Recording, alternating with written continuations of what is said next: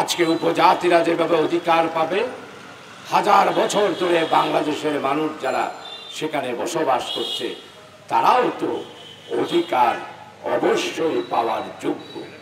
কিন্তু আপনারা বাংলাদেশের মানুষ যারা সেখানে বসবাস করছে তাদেরকে আপনারা অধিকার বঞ্চিত করছে, আর যারা সেখানে অশান্তি সৃষ্টি করছে।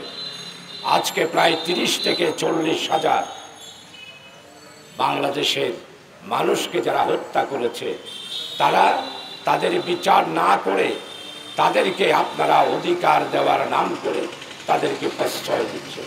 তাই আজকে পার্বত্য চট্টগ্রামের বম যারা আছে তারাও অস্ত্র হাতে নিয়েছে, আর পার্বত্য এলাকায় আজকে পাহাড়ি যারা, বিশেষ করে উপজাতি যারা, তারাও অস্ত্র নিয়ে যুদ্ধ করছে।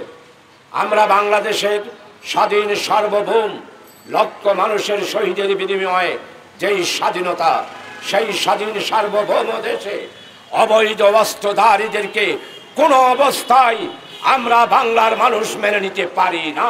আজকে হাহাকার পার্বত্য চট্টগ্রাম, আমার সেই অপাহাড়ি হিন্দু মুসলিম বৌদ্ধ খ্রিস্টান যারা আছে তারা সবাই সেখানে অনিরাপদ, তারা সেখানে নিরাপত্তাহীনতায় ভুগছে।